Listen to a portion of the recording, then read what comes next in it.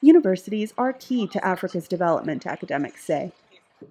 But African academics say that from the Cape to Cairo, a lack of funding, poor infrastructure, and high demand make the task of educating Africa's students a real struggle.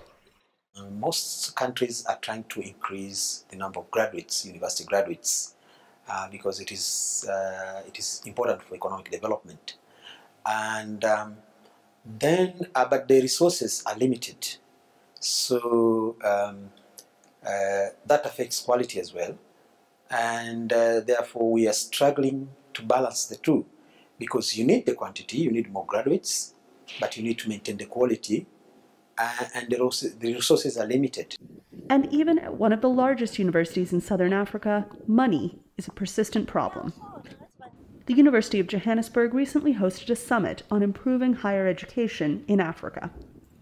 We've seen some of the funding from governments being shaved off, going down. Institutions have had to find ways of looking for alternatives, making up for this lack. The University of Dar es Salaam's David Mfananga says advocating for higher education can be an uphill battle on a continent that often struggles with graver problems, like war, famine, and poverty. But he says a better standard of university education holds the solution to many of those problems. You cannot have development without creating knowledge and transferring knowledge. But experts say governments also need to look at the consequences of churning out graduates. Once you train all these kids, you fill their heads with a lot of knowledge and know-how. What are you going to do with them if they just get out of university and they are out of a job? And they say they aren't problems that will be solved overnight. They require massive investment, the commitment of governments, and the combined efforts of everyone involved.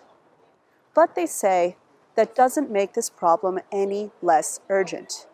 The very future of Africa depends on it. Anita Powell, VOA News, Johannesburg.